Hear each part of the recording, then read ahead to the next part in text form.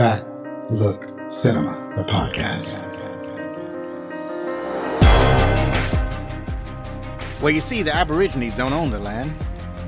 They belong to it. It's like their mother. See those rocks sticking up there? It's standing up there for 600 million years. Still be there when you and I are gone. So arguing over who owns them, what? It's like two fleas arguing over who owns the dog they live on.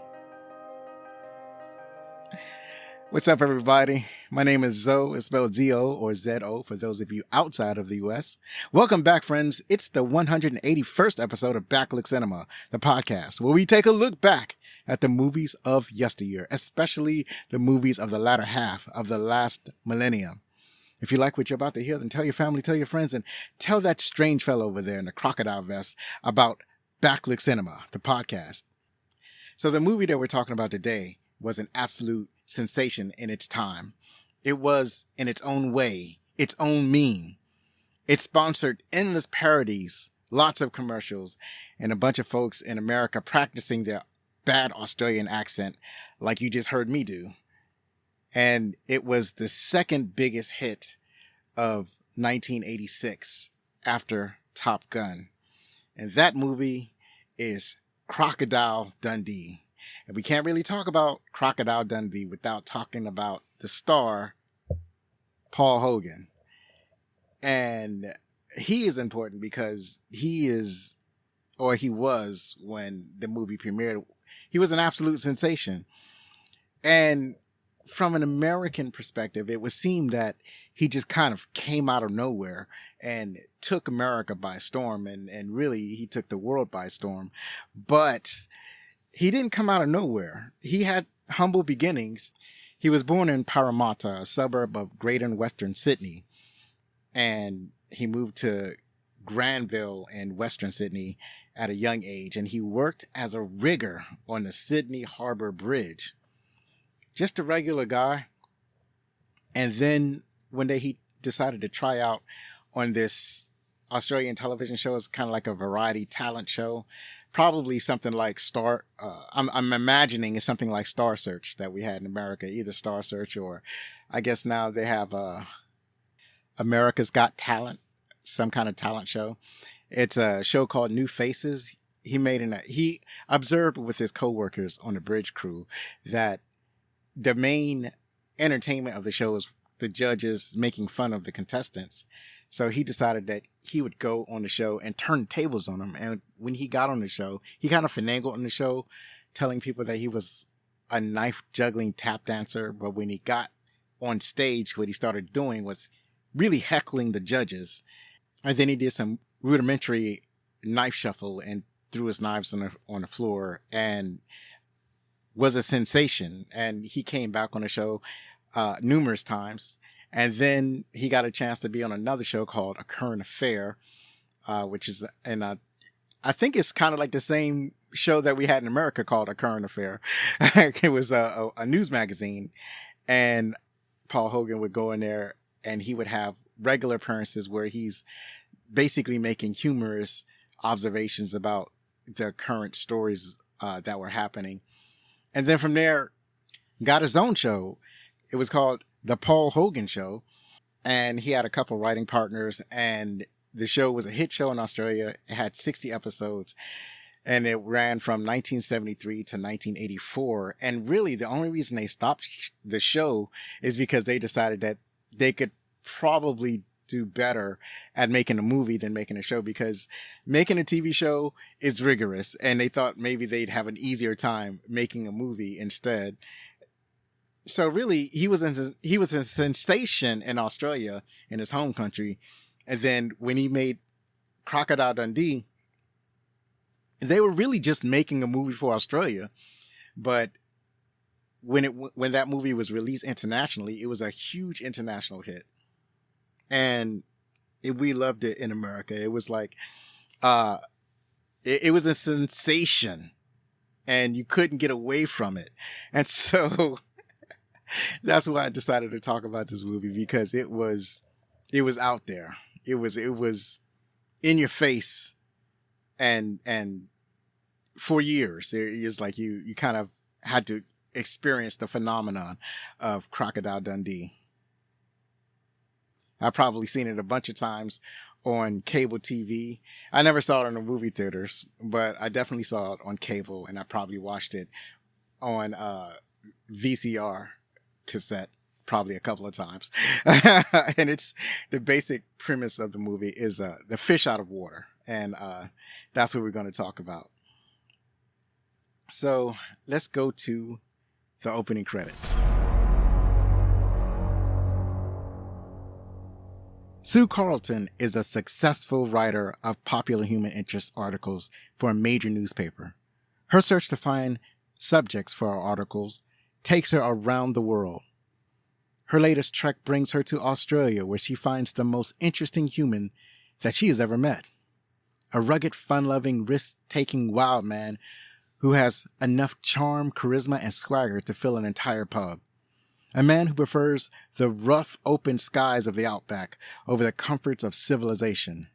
A rogue who was attacked by a crocodile and lived to tell about it. A handsome gentleman going by the name of Crocodile Dundee. How can such a man, used to the untamed wilderness, get along in the crowded metropolis of New York City? Sue Carleton is determined to find out.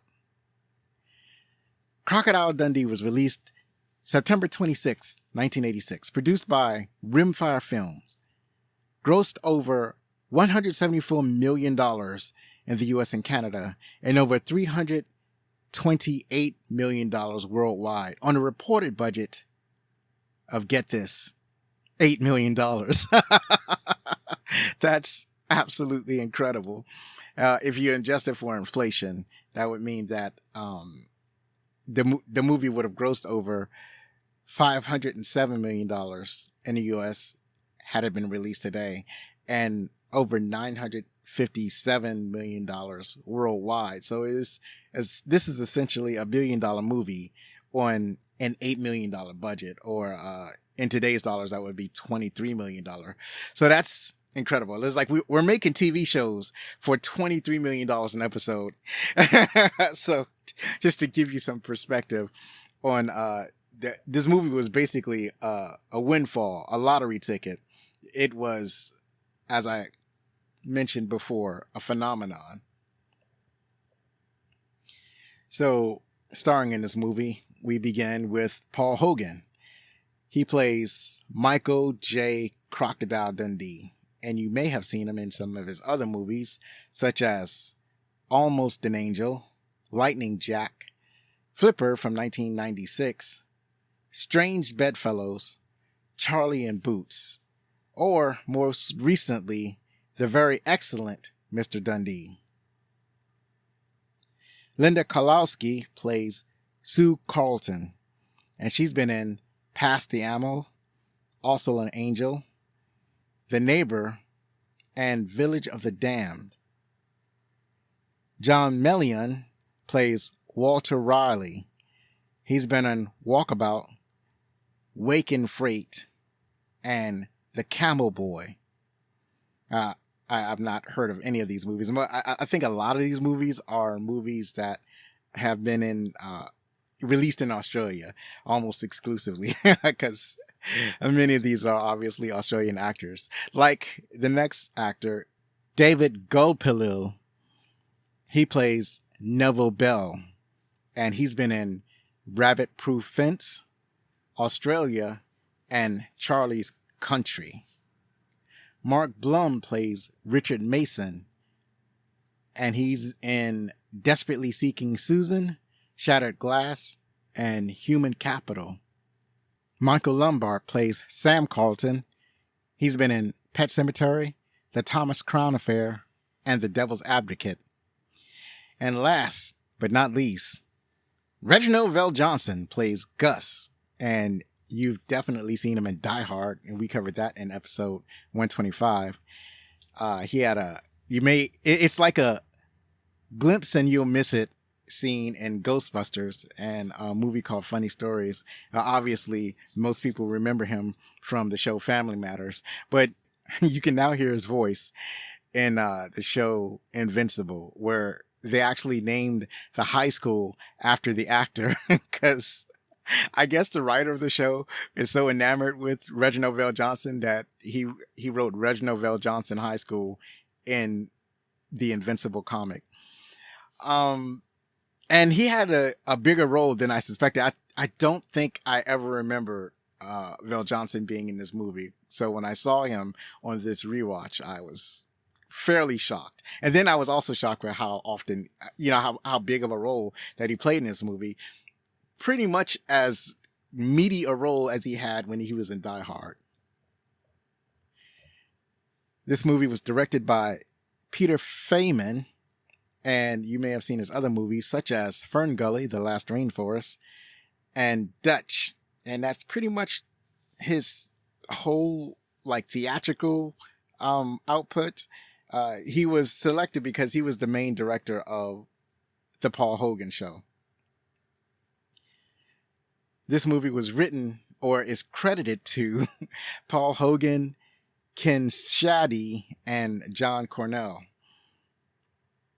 Hogan, the other things that he's written, obviously the Crocodile Dundee series, that there are 3 or 4 movies in that series. I'm not exactly sure. I've only really seen the first 2, and I haven't really messed with the other ones that have come out.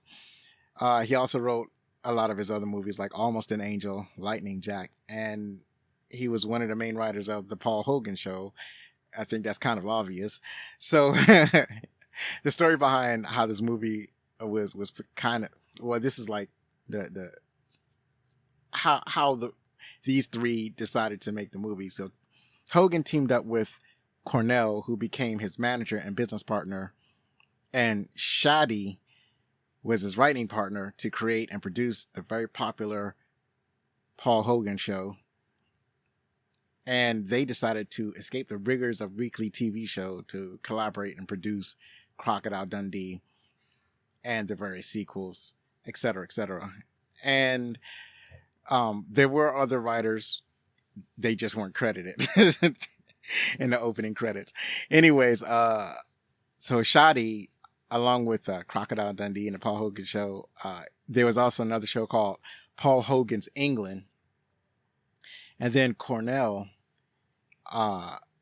besides the Paul Hogan properties, he was one of the writers for Almost an Angel.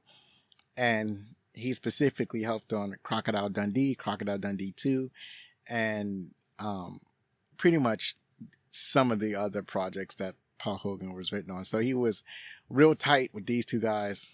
They stuck together. They put out some movies. And I think that's principally why they are credited as the writers. The music was composed by Peter Best. It's a very nice composition for the movie. I really enjoyed it.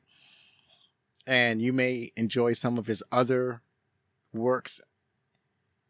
Some of the movies that he's worked on are Muriel's Wedding, Doing Time for Patsy Cline, A Man's Gotta Do, My Mother Frank, The Sugar Factory, and Wild Side. So that's it for the opening credits. And once again, please check out my shop at backlickcinema.com/shop. Still trying to gather the necessary things to put Bazaar de Alonso back in operation on eBay. And soon I'll be recording The Warriors, and that'll be on Movie Lovers Unite. And I saw that movie for the first time just recently, and I'm eager to talk about it. So join me on Movie Lovers Unite. And I was also interested in the video game, but I never got it. And then I saw that it was available on a PlayStation Store. So I got it for the PS4. So I'm really eager to try out the Warriors video game for PS4. So now let's move along to our favorite parts.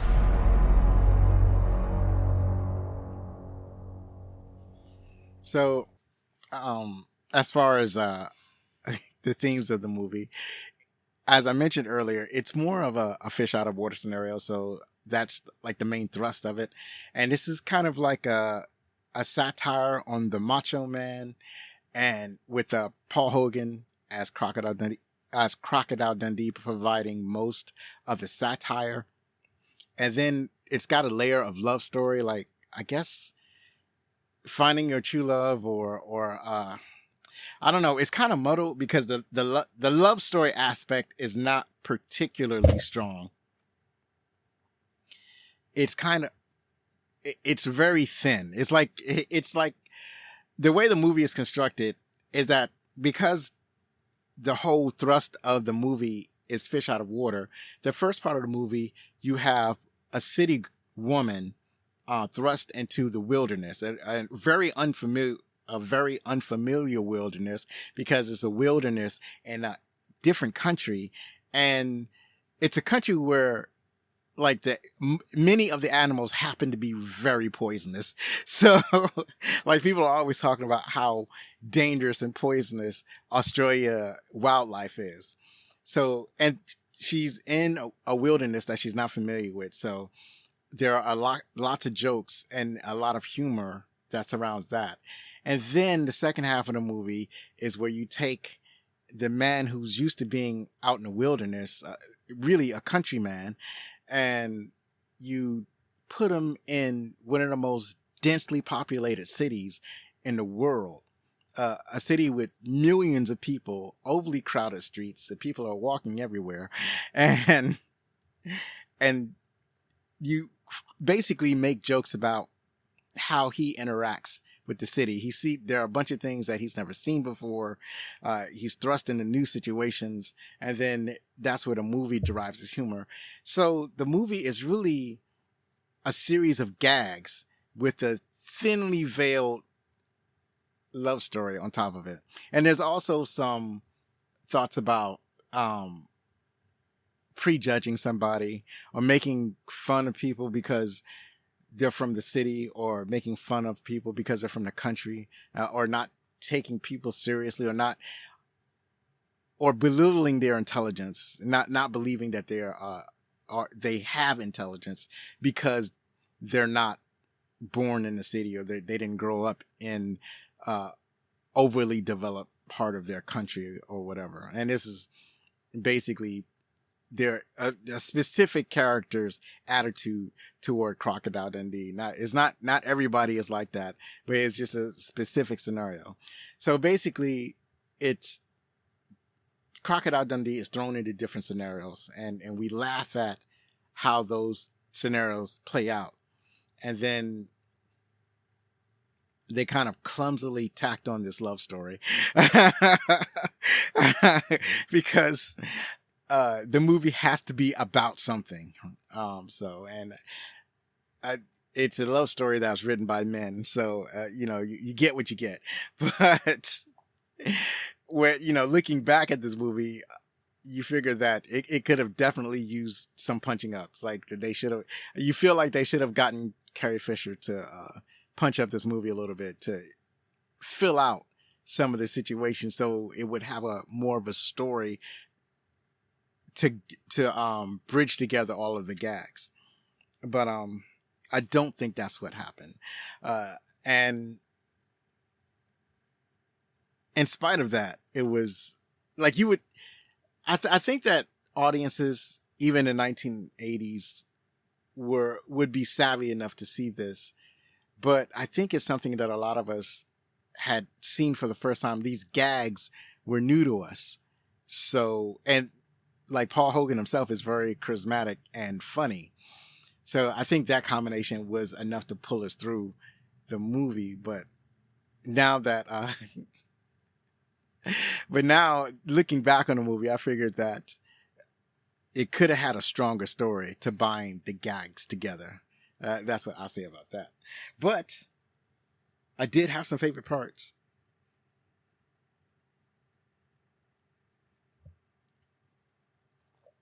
So as I said, Crocodile Dundee himself, or Michael J. Crocodile Dundee, he really is one of my favorite parts of the movie. There are some things, like some gags, some jokes that did not age well, but and I'll get to that. But for the most part, a lot of great gags that worked really well. One of the things that I wanted to explore was the Paul Hogan show, since that's where he came from, and to see like the source of the humor or where he was going. What did Paul Hogan's style of humor look like?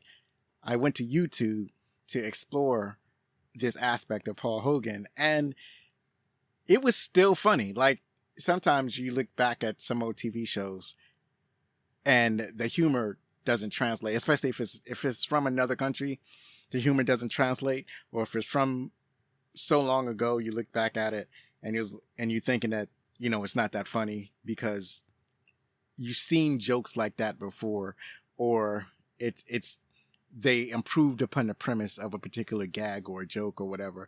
But from the few sketches I looked at, I can see how a lot of them worked and why he was so popular. There was only one gag that I looked at that wasn't particularly funny, where he was doing a parody of a Clint Eastwood spaghetti western. Not really an entire movie, more like the trailer to a movie.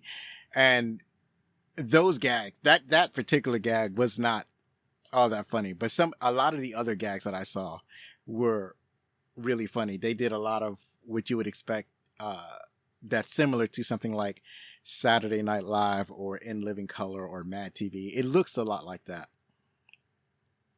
So that's kind of what we're getting when we watch Crocodile Dundee, except in the Paul Hogan show, he plays a bunch of different characters, but in Crocodile Dundee, he's playing the principal character, Crocodile Dundee.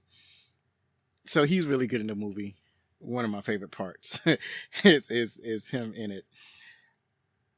In the movie, you have the reporter, and what she does is that she's, as I mentioned in the opening credits, she does human interest stories for the newspaper, and her column is really popular. So the newspaper basically let her do whatever she wants, and her father owns the paper, so that's another reason why she kind of gets her way.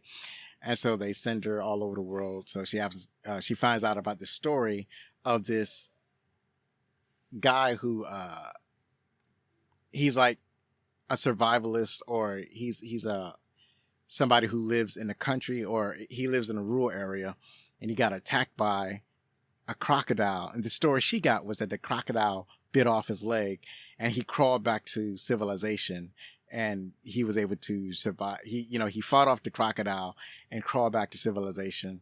And so she wanted to capture this story. When she gets to Australia, she finds out that the man is Crocodile Dundee. He did not actually get his leg bit off. It's just a story that he passed around to garner business for his. He does like a tourism business where he takes civilians into the outback of Australia, and basically they do a camping trip.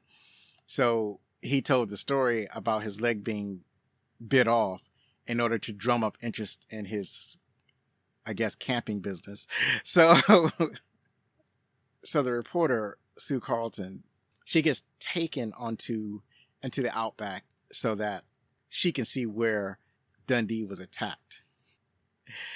And during this trip, they have, she's like asking him questions, trying to get him to open up about certain things. And one of the things that kind of rubs her the wrong way is his massive amount of machismo that he has. One of the things he says is that, you're just a girl. You can't survive out here in the outback. This is man's country. And she kind of storms off and goes by herself. And she does pretty well for the most part.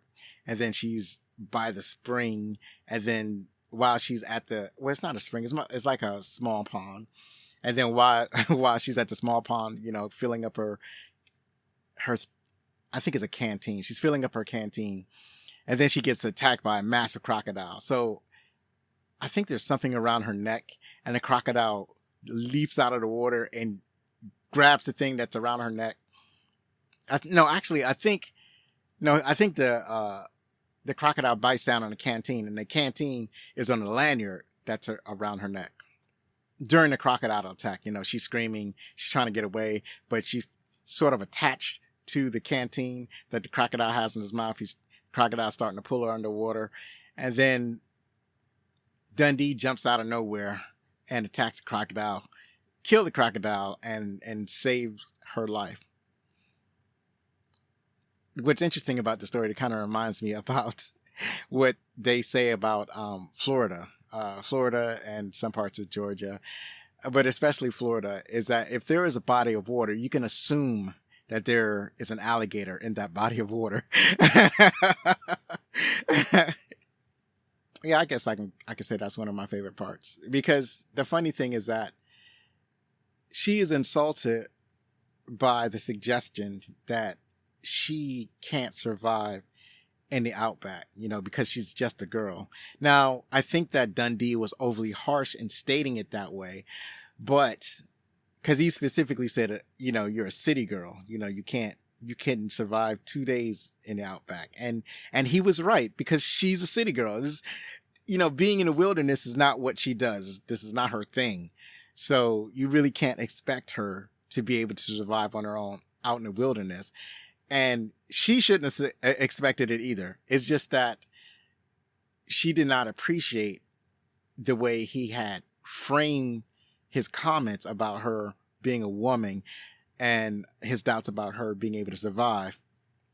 So she took umbrage to his comments and started walking off into the forest, which is not something you want to do, because his specific purpose is to make sure that people who are out there with him are safe. And she decided that she didn't require his safety. And then later on, she was proven wrong. When she had stormed off, he had gave her a rifle. And so she thinks that she's walking by herself, but he's shadowing her the entire time. He doesn't let her walk off by herself. That's why he was able to attack the crocodile as soon as she came under attack by the crocodile. He was able to dive into the water and stab and take care of the crocodile, because he wasn't going to let anything happen to her. And I think that's when she started to develop some affection for him. And that's where I say that the thin love story takes place. So she decides that she wants to convince him to come to New York City with her to, I guess, continue the interviews or something, or see how he does in New York. I guess I don't understand the rationale of actually bringing him to New York. She could have just did her interview in Australia and then went back home. But I think what it was is that she started to have some strong affection for him. They shared a kiss. So she wanted some more of him. So she finagled having him come back with her to New York City.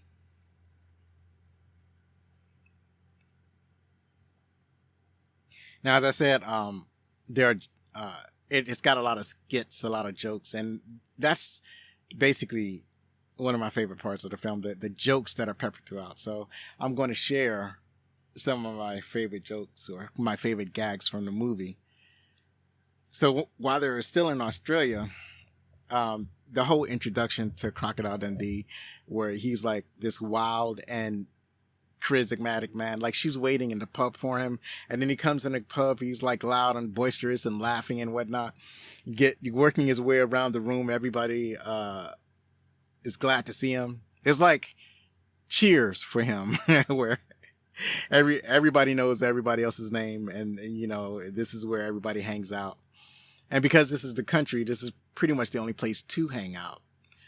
So one of the things that happens in the bar is that there's a really huge guy.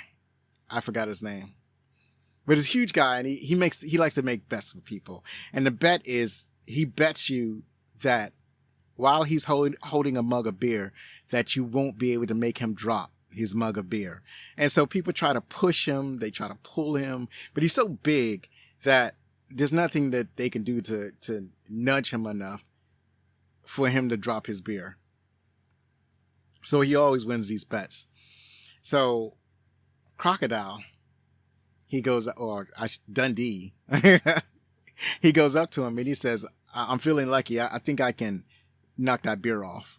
And, the big guy says, okay, go ahead. Why don't you go ahead and do it? And so what Dundee does, he goes up to the guy, kisses him in the face. And the guy is utterly shocked, kisses him on the lips. The guy is utterly shocked and is thrown off balance and spills his beer. And so Dundee wins the bet. So that was pretty funny. Another funny part was, there was a part when Dundee and Sue Carlton, they were out in the outback in the wilderness, and he was gathering food for, the natural plants that she can eat. And, they was, just strange fruits and nuts and stuff like that. And, it's like, yeah, these are good eating. And he told her that, they're nutritious and whatnot. And he starts, he cuts it for her so, that she knows how to eat it. And just as he starts to eat it, he pulls out this big can of, it's canned food. It's like maybe a can of beans or something like that. And he went and gathered these plants from the wilderness as though they didn't have anything else to eat. And then he pulls out this big, can of beans. And so that was he was playing a joke on her. Like, you can eat those natural plants if you want to, or you can have this can of beans.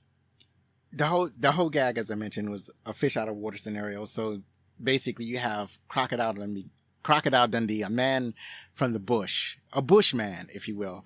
And his character is actually raised by Aboriginals. Aborigines. And he spends a lot of time outside. Aborigines are his family.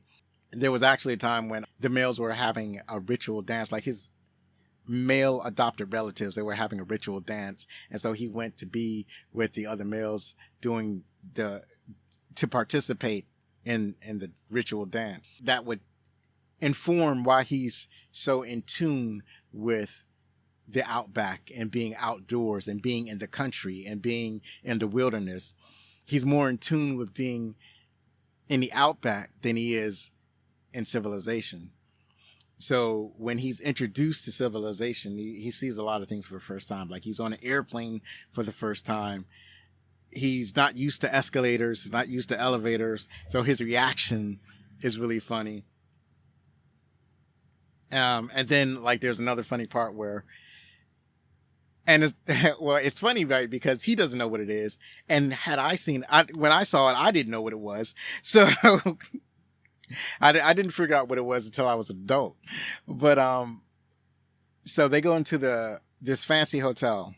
The newspaper puts him in one of the fanciest hotels in New York City. And it's fancy because she's showing him around this big, luxurious room and something that he's never experienced before.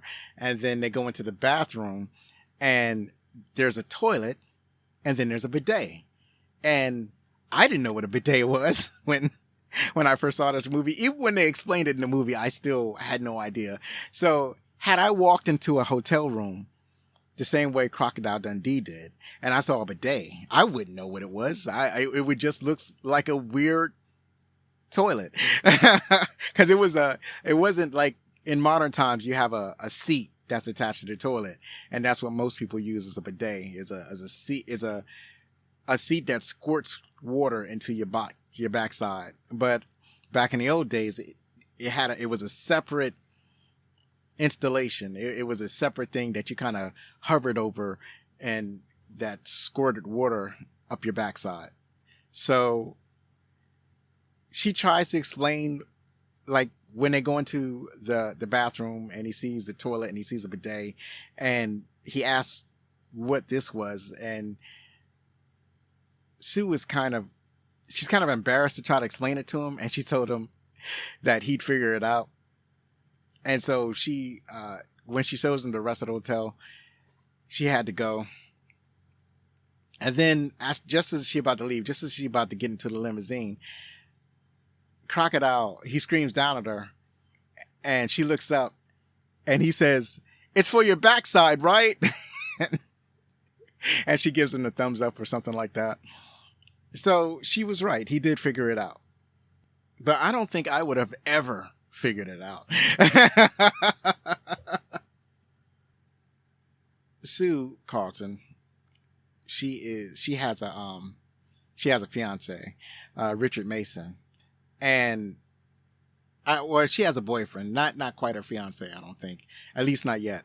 But basically they're set up to get married. I think later on he proposes to her or something like that later on in the movie. So now it gets awkward because like when she was in Australia and she was with Crocodile Dundee and they shared a kiss and then she convinces him to come to America with her. And now in America, now she's kind of parading with her boyfriend. And then he was like, they inviting Crocodile to join her and her boyfriend to dinner. And it's kind of, it feels weird. It's like, yeah, I came on to you. I brought you to America. Now I'm going to treat you like a cuck. It's like, you can be the cuck on this date with me and my boyfriend. And so because Crocodile is extremely country, the boyfriend, I think the boyfriend realizes that he's in competition with his girlfriend. Like he's immediately jealous of Dundee. So because he's insecure and he's jealous and he's being insecure around his girlfriend, he's making fun of, basically Dundee being in the Outback and whatnot, and not really understanding Dundee's intelligence. So he's trying to embarrass Dundee, and Dundee is savvy enough to know that the dude is trying to embarrass him. So he, during the dinner, he sucker punches Mason, and that's kind of how he solves a lot of his problems. When somebody annoys him, he just sort of punches him in the face and kind of knocks him out. So that's his solution. And Sue is not particularly upset about him knocking out or nearly knocking out her boyfriend. So that was a kind of a funny part, that part in the restaurant. And so the best gag, everybody's favorite gag, the gag that people have imitated and talked about and shared and just really took America by storm is, and they even showed it on the trailer, but even though they showed it on the trailer, it's still funny when you watch it in a movie. So they're walking at night in New York City. That's Crocodile and Sue. And then some young hoods kind of pull up on him. And this young dude, he pulls out the knife. And it's like a little switchblade, like a little switchblade knife. And he says, "Give me your wallet." And Crocodile, and I think Sue says, "You should give him your wallet." And Crocodile says, "Why?" And she says, "Because he has a knife." And Crocodile looks at it and he says, "Oh, that's not a knife." And he pulls out his giant Bowie knife and he said, "This is a knife." And he reaches over and he kind of swipes at the dude, cuts his jacket up a little bit. And dude seeing this, that he had a really tiny switchblade and Crocodile has this giant hunting knife. The young hoods run away. We all love that. That's one of the greatest movie gags that have ever been gagged. So that's probably one of the reason why we all love Crocodile Dundee so much. That's the movie's best joke. And even though they showed it in the trailer, it never got old. Another favorite part that I have is a part that I did not remember. It is the part where Gus saves Crocodile Dundee from some pimps. There was an earlier part where Crocodile realizes that Sue has like a fiance or a boyfriend or whatever. So he's feeling like he needs to look for other indulgences or other entertainment. So he comes across these two women and the women seem like they're really into him. And he doesn't realize that they're prostitutes. And when their pimp shows up, he's trying to, he sees that they're just talking, that they're not, trying to go to an apartment or something like that. They're just sitting there talking. And so he sees that as, them not earning their money. So he starts to, cause a bunch of static. And Dundee takes offense to how he's talking to the ladies. So he basically punches them out because that's how he solves a lot of his problems. But then later on in the movie, he comes across that same pimp. And now he's got all of his pimp friends. And they get into a brawl, but he's not, he had been drinking. He got into the limousine, and Gus, played by Reginald Bell Johnson, started driving him back to his hotel. It was probably from the date that he was on with Sue and her boyfriend. And so he was a little bit upset about how that whole evening had turned out, or something like that. I can't remember exactly. But anyway, he was upset about something. So he asked Gus to drop him off at the liquor store, but Gus already had some liquor in the car. So Gus gifted him the liquor. Crocodile started drinking the liquor. And then Gus dropped him off. Crocodile, and so by the time Crocodile got dropped off, he was like really drunk. Well, not really drunk, but he was drunk enough. He was tipsy. And then that's when he ran into the pimp that he beat up before. And now the pimp has all of his pimp friends, and they start to fight. And he's good at first, but then Crocodile starts getting worked on by the pimp gang. And Gus did not fully leave Crocodile alone. Like, apparently he had been watching what was going down with Crocodile, apparently worried about him because Crocodile was drunk and they weren't in the best neighborhood. Where Gus dropped him off, it was in the vicinity of his hotel. So he thought he'd be all right, but he's getting worked on. So Gus drives back around. He slams into some of the pimps that was beating up Crocodile, and then they kind of get into a brawl. The pimps went away. He saves Crocodile Dundee. So that was a pretty cool moment. It was a moment where Dundee, being the Macho Man, was vulnerable, and he had to be rescued. And then the last thing I want to talk about is the great soundtrack. It was a fun, very unique soundtrack that I really enjoyed. It's a very memorable soundtrack by Peter Faiman. And so those are my favorite parts of Crocodile Dundee. I know I went over some of the gags. I want to know what some of your favorite gags were from Crocodile Dundee. I told you some of my favorites. And it was just full of gags. And then, as far as the resolution of the movie, Sue realized that she would rather be with the rugged Crocodile Dundee. Because what happened was, when I think they were at a party and Mason had proposed to Sue and gave her this expensive ring. And I don't think she answered, but she just received the ring. And, Crocodile was there once again being a cuck. So, he decided that Sue was maybe better off with Mason. So he decides to leave. And, he gathers up the things that he needs from his hotel, and he starts to, move on.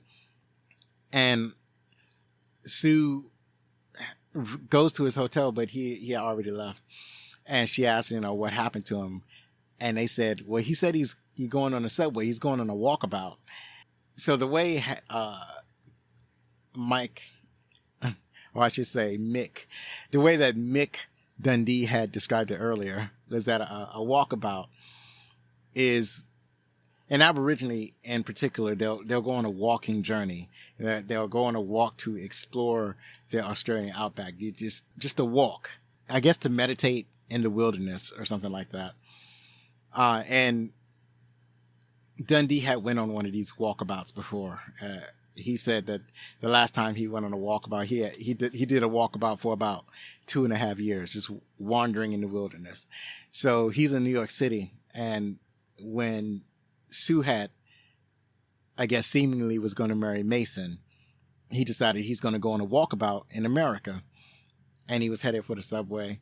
And so when she found out he was headed for the subway, because once he starts as a walkabout, he could end up anywhere in America.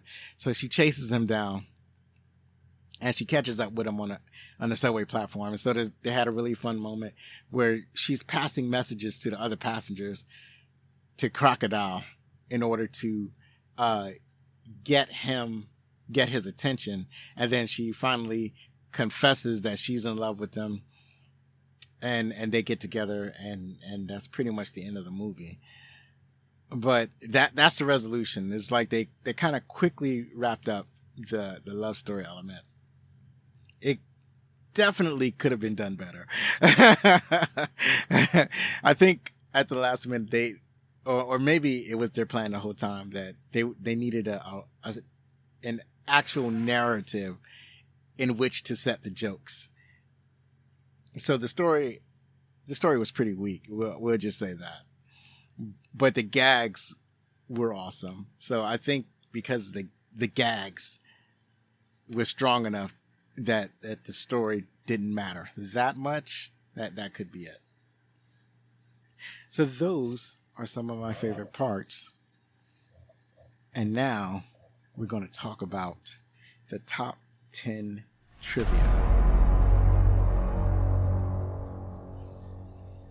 So this is the trivia top 10. Most of these I got from IMDb. And we're starting with: the Sydney Harbor Bridge is shown at the beginning of the movie from the hotel window while Sue is on the phone to New York. Paul Hogan helped paint this bridge before he started his life as an actor, and he was said to have kept his co-workers laughing a good bit of the time. Yeah, it seems that Paul Hogan was a natural entertainer. David Gulpilil, who played Nev, choreographed a traditional Aboriginal dance shown in the movie. He's one of the most famous and acclaimed tribal dancers of all time in Australia. And what I noticed about his film credits is that he's got a fair amount of critically acclaimed movies under his belt. Paul Hogan really did walk around saying "G'day" to New Yorkers during his first trip in Manhattan. That was one of the gags when one of the jokes was that somebody told him how many people were in New York City. They said that there were like 8 million people in New York City. And he said, 8 million people all in one place. They must be really friendly. They must be really friendly to one another. That's his assumption. It's like, because why would you want to be in a place with all those people if you didn't like people? And so when he was walking around the city, he was saying, "G'day, g'day, g'day." He was saying that to everybody. And really nobody was paying him no mind. Paul Hogan had no idea the movie would be a huge international success. "I thought I was making a nice little comedy movie for Australia," is what he said. This picture was one of 50 Australian films selected for preservation as part of the National Film and Sound Archive of Australia's Kodak Atlas Cinema Collection Restoration Project. And as it should be. When Paul Hogan gave an interview for Crocodile Dundee in Los Angeles in 2001, he put to rest the myth that there was a real Crocodile Dundee. He assured the interviewer that there was not, and that the idea for the character came from his own head.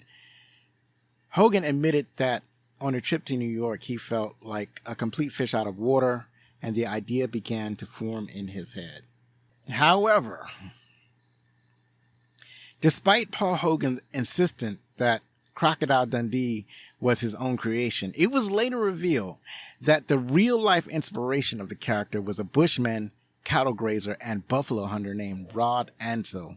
Rod Ansell became popular in Australia in 1977 when his boat capsized during a solo hunting expedition, and he had to spend 2 months trapped in the wilderness. He survived by drinking cow blood, sleeping with snakes, and occasionally fighting and decapitating the odd crocodile. During a later BBC interview about his adventure, which he reportedly attended barefoot, Ansel mentioned that the hotel they put him in was very nice and all, but he decided to sleep on the floor. Oddly enough, it was this little detail, not any of the animal fighting stuff, that inspired Crocodile Dundee. Unfortunately, Ansel didn't see a cent from the use of his story, and his life and marriage fell apart. And he eventually developed a drug habit, which led to his death on August 3rd, 1999, in Acacia Hills, Northern Territory, Australia, in a shootout with police officers Sergeant Glenn Anthony Hewitson and Constable James O'Brien. Sergeant Hewitson was killed in the exchange, and it was unclear why Hansen attacked the police, but he had been raving about the Freemasons who he believed had kidnapped his two sons. It was determined that Ansel's behavior before his encounter with police was consistent with amphetamine intoxication.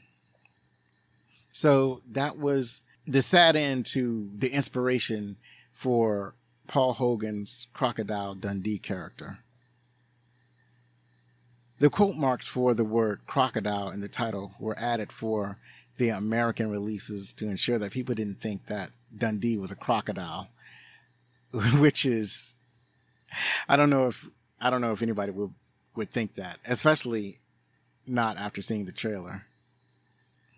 Michael Hutchence and the other members of INXS invested in the movie to help reduce paying more tax in Australia.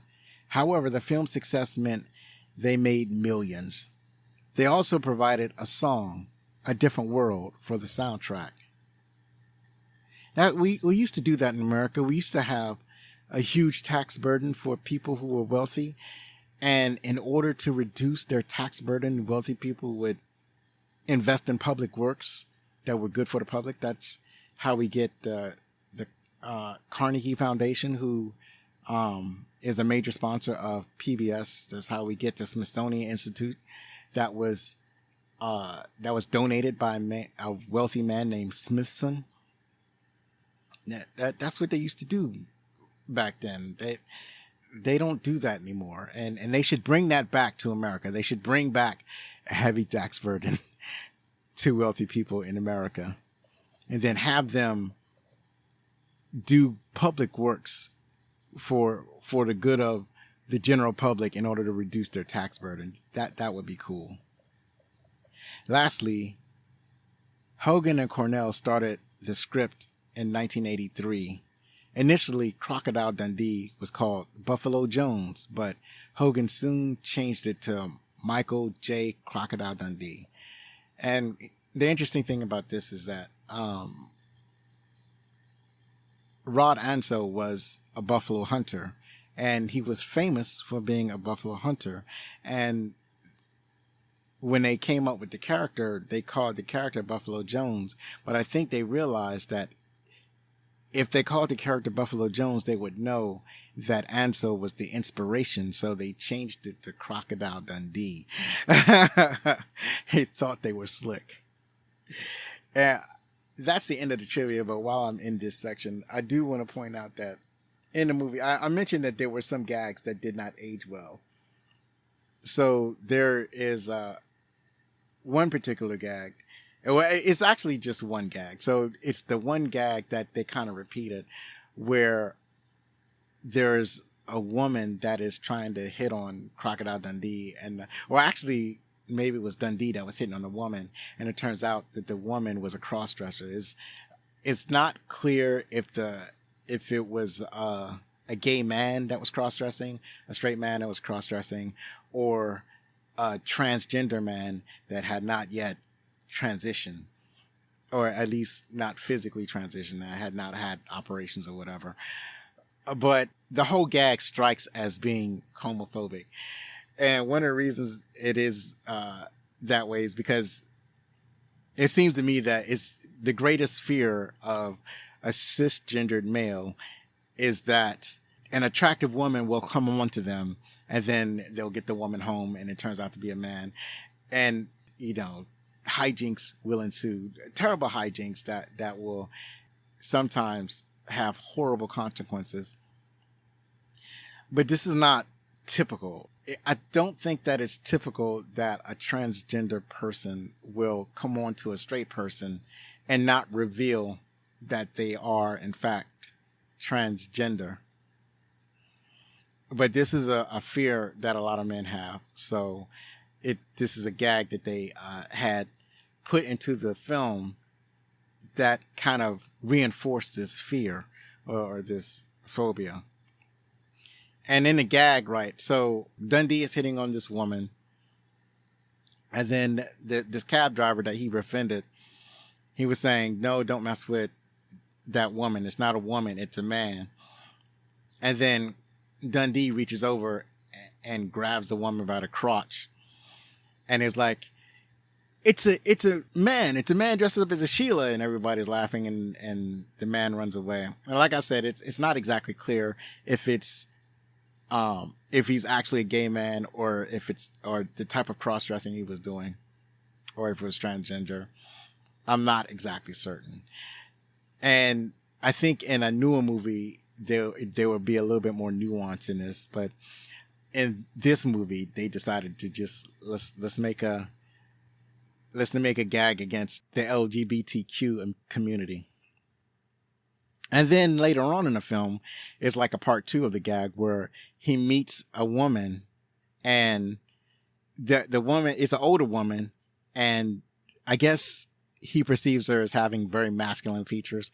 So when they greet each other, it's not like the woman's hitting on him or anything. They're at a party, and then he decides that the woman isn't feminine enough, so he grabs her by the crotch and realizes that the woman doesn't have any male parts. And Sue was with him, and she apologizes for him. And she says, oh, don't mind him, he's Australian, or whatever. Like he wouldn't know better. He thinks that's where you're supposed to shake hands. But now it's like Dundee is so paranoid about meeting people whose gender that he can't quickly identify, that he has to grab them by the crotch to make sure, which is, it was funny at the time, but now it makes me really uncomfortable. It's like it feels uncalled for. It feels unnecessary. But those are the type of jokes that they told in the 1980s. So that's it for the trivia. Let's move on to the next section, the critics' thoughts.